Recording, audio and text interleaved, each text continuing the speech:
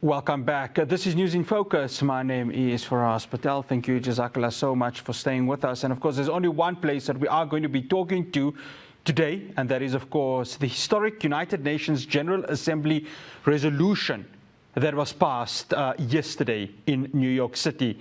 It overwhelmingly voted to support that very same resolution, demanding an end to Israel's illegal occupation of the occupied Palestinian territories, and it needs to be done so within a year. Now, the non-binding measure passed a 124-14. Yes, it's a massive number, with 43 countries abstaining. Now, no major Western country except Israel's closest ally, the United States, voted against the resolution that isolates Israel days before the world leaders gather for the annual UN gathering in New York. Now, to touch on the legal aspects with regards to this, I'd like to welcome Professor Hamoud Salhi, who is from the California State University Political Science Department. Professor Salhi, assalamu alaikum. Shukran so much for joining us. Wa alaikum assalam. It's a pleasure being on your program, Frank. It's an absolute pleasure having you here. Prof, before we talk about the legal aspects of this, how much of an impact was yesterday's resolution passed by the United Nations, given that we are close to 80 years of the occupation of Palestine, and it's taken, September the 18th, 2024 for this to actually happen? Well, this is, if you put it in a context of revolutionary struggle, this is part of that struggle. The oppressor, as late Mandela used to say, always find a way to put themselves or to present themselves as victims. And the long struggle is what we've seen. The injustices that continue on a world scale. So it is, in a sense, sad and depressing to see a population going in the 21st century still live under occupation. Prof, let's touch on how binding this decision is. Now, the General Assembly and the Security Council are, of course, part of the United Nations, but it carries two different aspects of something that needs to be enforced. Now, earlier we saw, this year we saw the General Assembly, again, very similar vote to this, calling for the ceasefire to occur in Gaza, which still has not happened. Talk to the viewers about what this means from a legal aspect. Let's start off with the General Assembly and the fact that this is not binding from a legal aspect. So it is not binding because United Nations general resolutions are not binding. It leaves it up to the member states to take actions on their own. In this case, one would expect that member of the General Assembly, the states that voted for example, for this resolution, would take sanctions in line with their vote, meaning perhaps, as an example, cutting ties with Israel, or doing things that go in line with that. The international law doesn't give the United Nations a binding an automatic implementation of the resolution that passed, but they have a huge significance because what makes the United Nations are the member states. These are the same members that voted for this resolution. So it's difficult to see why, for example, nations do not take actions in that regard.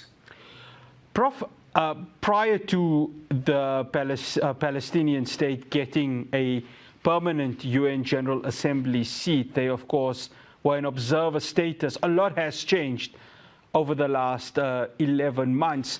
How much of an impact does that General Assembly seat for Palestine now shape what could happen in the future? Yesterday was quite a significant step towards that happening. Going forward, by them just being part of the General Assembly, how much of a shift within the global political dynamic and the global legal dynamic does this give Palestine in terms of a foot to stand on in holding Israel accountable for what they're doing right now? So one of the impacts is that we've seen, it's the Palestinian National Authority that presented this resolution benefiting from what its membership gives it. So what it means is that really being able to sit at the table where decisions are made on your behalf, is contributing to the agenda or set the agenda. And this is very, very important because you have to have somebody who will advocate for your rights, and there is no better than that person himself or herself doing that. So that is significant. The other significant, it's add legitimacy internationally to the people of Palestine, meaning that they are, despite the fact that they don't have full rights as member states, but they have, in the eyes of the public, they are full members, and that adds legitimacy to their cause worldwide. So those are very, very important.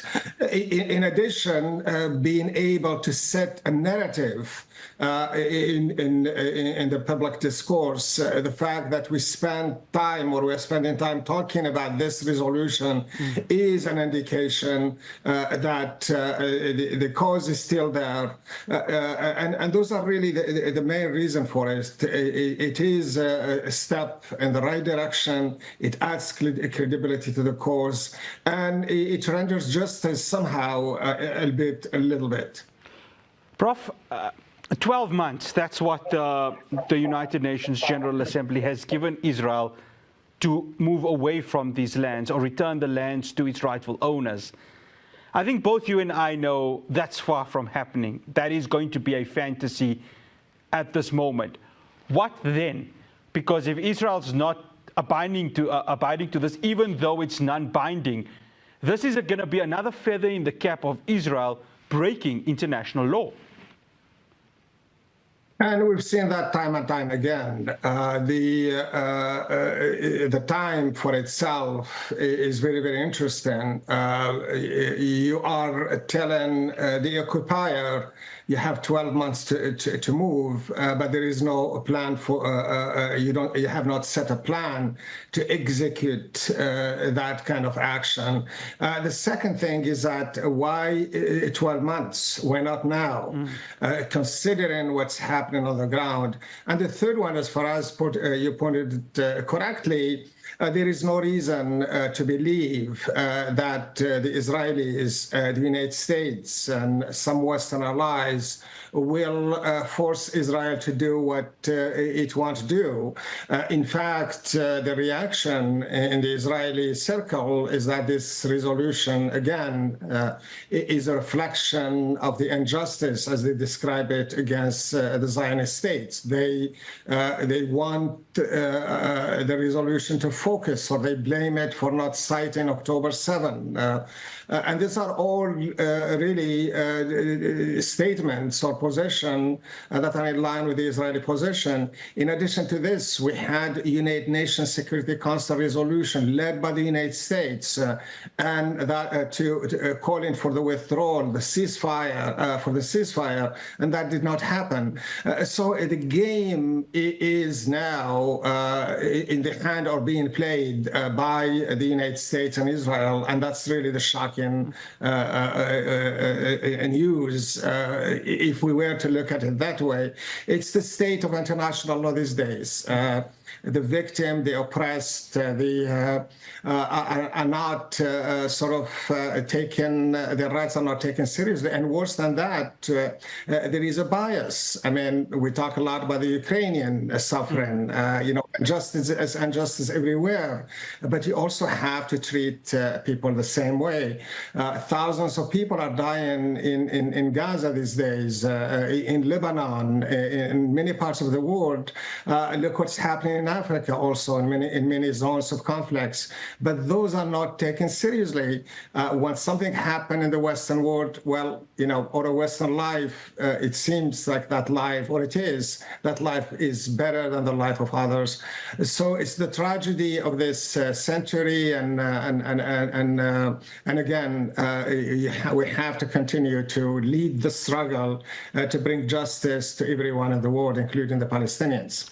Prof, one final question. The ICJ case South Africa brought, obviously in December last year, there's been judgments upon judgments against Israel. The latest, of course, was the fact that what they're doing now in occupying the Palestinian territories is considered illegal. The UN General Assembly passed that yesterday.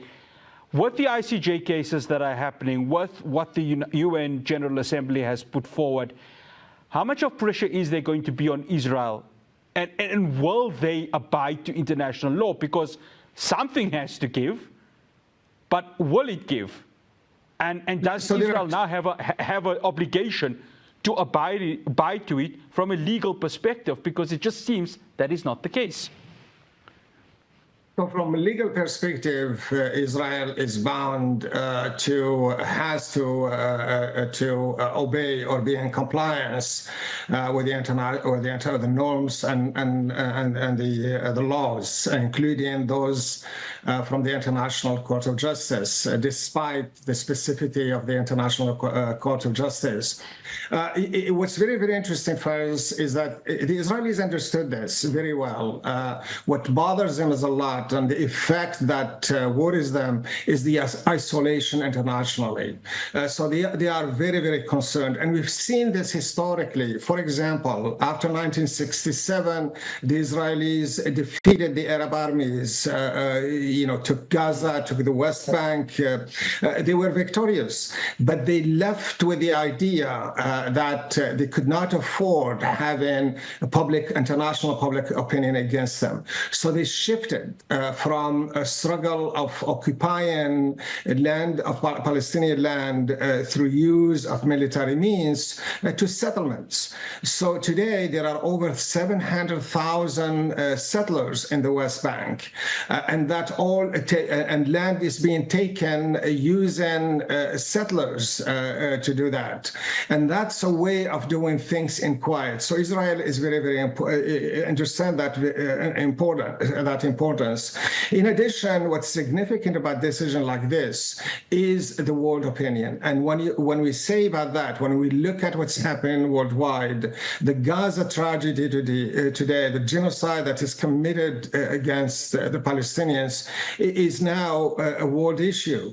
Gaza has impacted the lives of many Western countries, including the elections in the United States. Today, we are talking about the impact of the votes of African American Muslim in the United States in a way that the Democrats are listening, the Republicans are listening. If there were not a case like this, if there were not wasn't Gaza these days, we would not be seeing the kind of debate, the kind of discourse that we see in the current American elections. So these are very, very important. The world opinion has merit and great value. It's a diplomatic capital that the Palestinians earn. Prof. Salhi, sorry, I have to stop you there. Unfortunately, we have run out of time. Shukran so much for joining us. Always a pleasure having you on. Assalamu alaikum. Salam, my pleasure. It's Professor Hamoud Salhi from the California State University Political Science Department. Up next, the political aspect of this. What does this mean? I'm going to be speaking to Tembisa Fakure after this break. Do stay tuned.